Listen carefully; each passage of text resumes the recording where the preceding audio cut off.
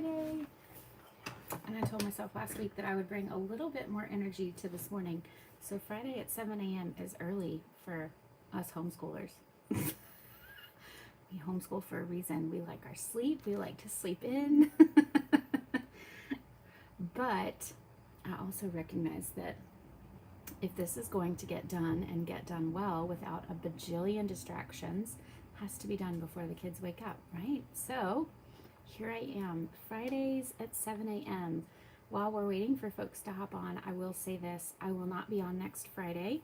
I will be at a conference for Mary and Martha. For those of you that don't know, I am a national leader for Mary and Martha, which is a direct sales company, a small direct sales company under Dayspring, and we have our first conference since 2019. So we are super excited, and so I will be there. So I will not be on at 7 a.m. on Friday. I will be up getting ready to get stuff started for Leader Day and all of the fun that conference brings. Conference is one of the best parts of being in a business with like-minded people. So I will not be here next Friday, but I will be here the week after, and I have already started working on what we're going to talk about the week after. So it's going to be big. Hopefully today is also a show that encourages you and supports you and helps you feel a bit more empowered about something that the world is just coming for. They are coming for it and they are attacking it continually, and it is something that is really, really important. So important that it takes place and is stated and is solidified in the first book of God's Word in Genesis. So, coffee. So yummy. All right, so for today, I wanted to chat about marriages, which always makes me giggle a little bit, because if you knew me, I don't know, I guess 20 years ago, I did not want to get married. I did not want to have kids. I, at most, was open to the idea of possibly living with somebody, and I just wanted to work in a big corporate job and just kind of be left alone to my own devices. I come from a family that was divorced when I was 5, and then after that, nobody got along. Neither of them got along. They couldn't figure out how to get along, and so they just didn't. So I did not have this great picture of marriage and what it was and what it could be. And so I just decided, it's just not for me. I really don't want this. And God had other plans. And his other plans were that I was going to get married at a young age. Stephen and I married. How old was I? I was 22. No, I had just turned 24. Sorry, I had just turned 24. And my big boy, he's looking for attention. And then we had our first kid within our first year of marriage. So God definitely had other plans. And so the idea of sitting here talking about strong marriages and thinking about my marriage and the fact that it is a good marriage. I mean, don't get me wrong. We have our disagreements, and, there are things that are not perfect. Nothing is perfect. Let's just be real honest. I'm sorry, there is something on my eyelash, and I believe it's a cat hair, Waffles. But we do have a good marriage, and we work really hard at it, and I think strong marriages are such an important part of our society, and there really is a ripple down effect of a good marriage, and the world is coming for marriage. They are telling us that anybody and everybody can get married, and that it's okay, and that it's just normal. It's not. So a marriage is a contract, is a binding something that happens between a man and a woman, and it is before God, and you are saying, I am going to work on this until I am no longer on this earth. No ifs, ands, or buts. The world also tells us that we have the opportunity to get out of marriage if it just doesn't fit our current lifestyle or our personal agenda or our feelings or emotions. Don't get me wrong, there are reasons that marriages should be left. Abuse, constant adultery, those are all situations of abuse, and those are not marriages at all. And so, yes, 100%, those are reasons that marriages should be left. But they should not be left because you disagree on something and you don't want to put the work in to communicate to get through it. And our world tells us that, oh, you can just get a divorce and you can move on and it's no big deal. And that there won't be any ramifications. If there are children, let me tell you, there are years and decades of ramifications. I still work through things that happened because of my parents' divorce and the fact that they then were completely unable to get along as mature adults. There will always be ramifications and trickle down. So if there are ramifications from marriages breaking up and dissolving and not working out, can you imagine what the ripple effect is from a strong marriage? A strong marriage has the potential to build confidence in the kids, in the husband and wife. It has the potential to build up communities because you've got two people working together to see success in a community that they live in. They want it to thrive and to do better because they're raising a family in that community. They are a part of that community. They want to see it grow and succeed.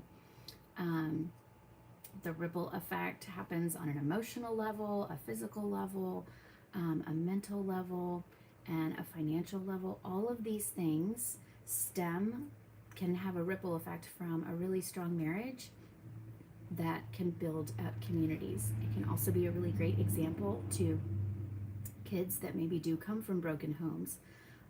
They can see what a strong, godly marriage looks like.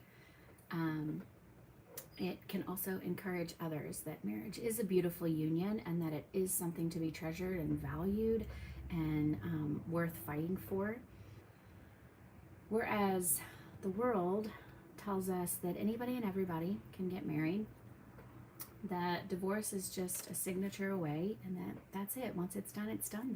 There won't be any issues after that. You can just walk away, and that fighting for a marriage and getting over ourselves to make a marriage work is not something that we need to really work on if we don't want to. If our truth and our feelings do not feel like doing it, well, it doesn't matter what pronoun you put in front of a verb or a noun. That doesn't necessarily make it a thing. So truth has a baseline, and the truth of marriage is that it is a biblical union between a man and a woman, and that you are making a commitment to that other person until you are no longer here on this earth. And a strong marriage can really change the trajectory of a family. It can break generational cycles. I am here doing exactly that, working incredibly hard to break generational cycles of abusive unions between people. My grandparents did not have good, strong marriages, and then a broken marriage with my own parents. I am here doing everything I can to break that. And so this is what, my boys are awake, this is what a good, strong marriage can do. It can have an effect on. So I have actually been listening to a podcast that I'm going to recommend, and I will preface this by saying that it's not necessarily you would want to listen to around kids. It's definitely for adults and like married adults, but it's called Heaven in Your Home, and her name is, what is her name? Francie Winslow is her name. Hold on. Do you need something? No syrup. And it is a really wonderful podcast. She digs in to all of the things and how they are biblical and what a strong marriage looks like and what it can do and the effect it can have, but then also the pieces of a marriage that are so super important that our world has tried to pervert and to turn into whatever it is that they want. So whether it be the actual union of marriage, the physical union of a couple in marriage, the world is taking that and turning it into so much that is not good for anyone's mental health. I mean, if we want to talk about mental health on this show, you guys, let's talk about it. But that is something right there. So perverting what God has made will definitely lead to some pretty steep mental health issues down the road. And so she just talks about all of the things that go into a good marriage and what it can do, the ripple effect it can have, and how it can really build up and support and create really great, strong communities. A community is something that we have the opportunity to grow through strong families, because at some point when your kids are older and they have families of their own, they are going to be a part of a community, and so they will influence that community, and they will have the ability to support and encourage and empower and embolden within their community. And so if they're coming from a strong marriage that was a part of a community and a strong family unit that was involved in a community, they're going to go out and do that same thing. That's not a generational curse that they're going to try and break, because that's not a curse. It's biblical. And so that is something that they are going to carry forward. Whereas if you have a broken family, or you have a situation that has taken what is good that was made by God and has been perverted by the world, that is a curse. That is a generational curse that is needing to be undone and to fought back against. And so at some point, somebody down the line is going to go, you know what, enough. I am taking over and I'm going to flip this around. And it's going to take a lot of work, and it will 100% be worth it. But think of all the lives in that has been destroyed in some sense. So while I am a part of a broken family, I am not a destroyed human being, but there are pieces of me that have had to figure out a lot. What marriage looks like, what true family looks like, what being a part of a community in a positive manner looks like. All of those things, I am having to come in and figure this out with my husband, and it's beautiful, it's wonderful, and I'm thankful for it, and I wouldn't change it for anything. But it is different, and I just wonder, what was impacted outside of the immediacy of the broken marriage that I came from. And I think about it, and a lot. It doesn't just end with that brokenness in the family unit. And so a strong marriage really, really is just more than the four walls of your home. And, your kids see that, and they're going to go out and they are going to mimic that. They're going to make their own strong marriages. They are going to feel confident and comfortable to have that. They are going to create their own family units that will go out and support and encourage and empower within their community. So all of that to say, a marriage is worth fighting for. Now, like I said in the beginning, there are reasons to not stay within a marriage, and I strongly believe in those reasons. But don't fall prey to the reasons that the world tells you. The fleeting emotions that one feels, or the lack of desire to just even try to work on it, or the ease with which one can get divorced, or the latest social du jour that folks like to jump on the latest bandwagon of whatever. Um, those are not reasons to end your marriage and to do something else. A lot of regret normally comes from that. And we are actually seeing there is a spike in second marriages to the first spouse. So they fell prey to whatever social du jour of the day was available.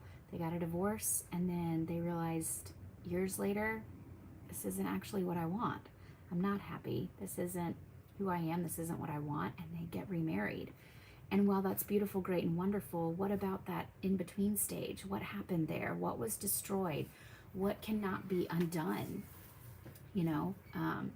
And so a strong marriage is really worth fighting for. So don't turn to the world for what marriage says, because the world has it all wrong. They have no idea what they're doing when it comes to marriage, and they are failing in the marriage department 100% without a doubt. So if you want to know what marriage looks like and what it's called to be, you know, looking exactly to the one who created it is going to lead you to the perfect answers for what marriage is.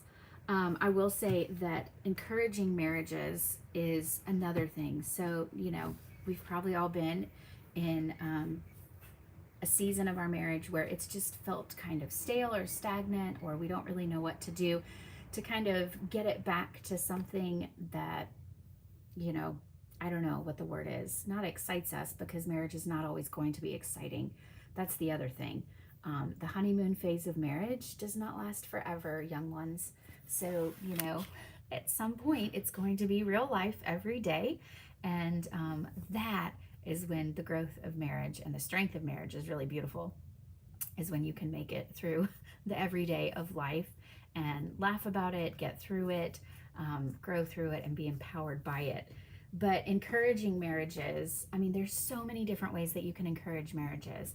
I am always going to showcase things that I have that, you know, are available, whether I sell them through Mary and Martha or I have friends that sell them. You know, products on here are going to be from very small businesses. So direct sales businesses, small local businesses, that is always what I am going to stick with and showcase. But for marriages, Mary and Martha does have some amazing products. And, you know, the majority of our products are from Dayspring. Well, our stationery products are from Dayspring. And so they have some beautiful products that are here to encourage and to build up marriages and to strengthen them. You know, just one of them that I love is just this prayers for my husband. And these are just, you know, there's a little devotional and a prayer here, and there's different topics. And this is something that you can use ongoing. So you finish it and then you can just start back over. Or you can go to the index and you can pick a topic and go to that page, and that can be your focus for the day. So this is the one that I have, obviously, as I pray for my husband, but then there's one for wives as well, where they can pray for their wives. I think that is really powerful. And there's lots of other books, The Power of a Praying Wife, The Power of a Praying Husband, The Power of a Praying Mother and Father. There's tons of those, and they're wonderful. But I do think that there are also other things that you can do. You know, these are super fun. So these are just little books of tear out sheets. It's 100 sheets in a book. These are my favorite. And these are just specific to marriages. So you can leave them on pillows, put them in work bags, lunch boxes, in cars, write a note on them. But these are just fun little ways as well. So, so all of that to say that, you know, it is worth working on and fighting for. So for the weekly challenge this week, so, you know, each week I'm going to try and give you guys something to like kind of focus on in a challenge. Last week we talked about just community and what it was, and I wanted you to find 2 people to encourage, and I hope you did, and I hope that it filled your cup as much as theirs. And I also told you to pay attention to just your village, and what does it look like? Is it a village that you want raising your kids? You know, there's a meme that goes around, I've seen the village and I don't want them raising my kids. And while it's funny and humorous and it makes me laugh every time I see it, it is also really kind of sad, right? Because, you know, less than 200 years ago, the village was who helped raise the kids. And so we definitely have a very small group nowadays for most families that are involved in a child's life. And I do think that that is a detriment to community and our kids and families. But for this week, I want to encourage you guys to schedule a date night. So try and do one within the next week. Try and figure out if you can have a consistent date night, or maybe just one a month or something, or just schedule a date night to happen so that y'all can get away. And I don't care how old your kids are. I don't care what you have to do. Like, date nights are so important and they can be so fun. We actually have one tonight. In our community, the first and third Friday is Food Truck Friday, and that's super fun for us because we love to just try fun and new foods and walk around and be outside. And so we are going to go to our awesome downtown. We love our downtown that's near us. We're just going to walk around and try new foods and just hang out and enjoy being outside. It's nothing fancy. You guys, date nights do not have to be fancy to be an official date night. Just spending time together without children is a date night. Okay. For yourself, take time for yourself and figure out what you need and what you want. And, if there is anything going on that needs to be communicated or talked about. Okay. All right, so the other thing for this week, and I told you guys that I would always end you guys with a couple news stories for y'all to focus on and to just kind of think about and dig into. So last week I mentioned Boris Johnson resigning from the Prime Minister position of the UK. The same time that he resigned, there were some studies that came out that had to do with a certain medical intervention that came out last year that has proven highly ineffective. And oh man, but there were so many of us that knew that. There were a couple studies that came out just further proving how ineffective it was and actually how deadly that medical intervention has been for the country of the UK. So if you want to dig into that, that's one. That's kind of a piggyback on last week. The other one is Sri Lanka. If you don't know what's going on in Sri Lanka, is this beautiful island right off the coast of India in the Indian Ocean. The people there are just lovely and wonderful. They have a beautiful culture. And I would dig into what's going over in Sri Lanka because this definitely has a trickle-down effect. Everything is a ripple, right? And it's encouraging what that island of people are doing and how they are fighting back and what has happened there. So I want y'all to be encouraged by that, but also educated on that. This one just makes me laugh. Musk has decided that he's not going to buy Twitter, and so now Twitter is suing him to make him buy it. If you've been following the story at all, when he offered to buy it, there was wailing and gnashing of teeth. And nobody within Twitter and the board was happy about this, and lots of people quit, and there was a big uprising and uproar against it within Twitter.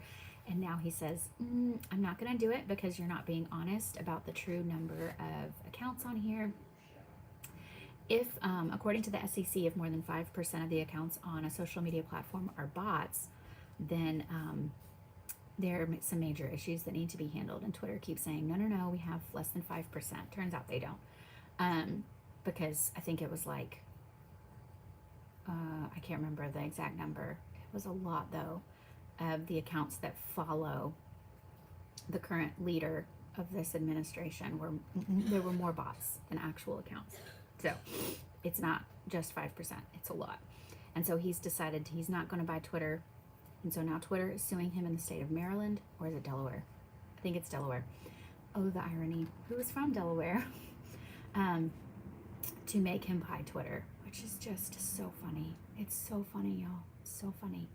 And so just think about that. If you sue someone and you go to court, what can happen in court? Discovery can happen in court. Well, what can be discovered in court? The things that you don't want known about.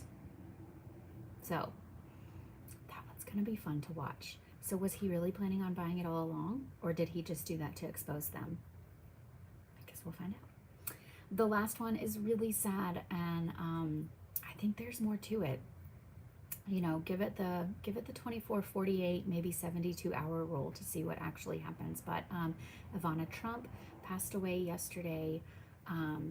She was found at the bottom of a staircase, is what the story has said so far. But she passed away. She was only 73. She is the mother of the oldest, the three oldest, so Junior, Eric, and Ivanka.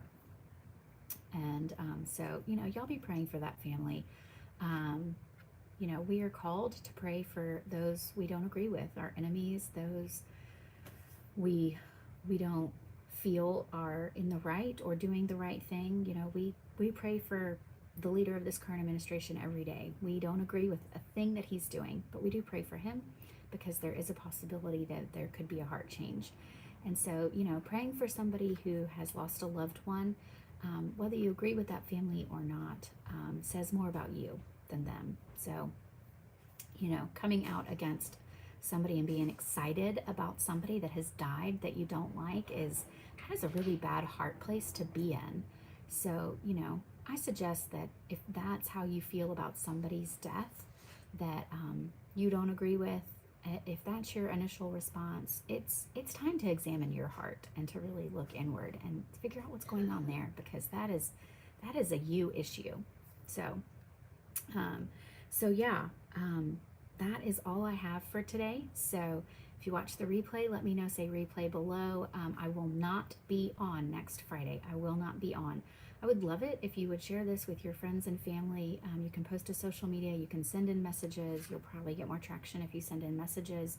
Social media doesn't like to share things like this, especially once they realize that this does not agree with their perverted demonic agendas. So, But I do appreciate it. Thank y'all very much. I hope y'all have a wonderful weekend. Have a great week, and I will see you guys in 2 weeks.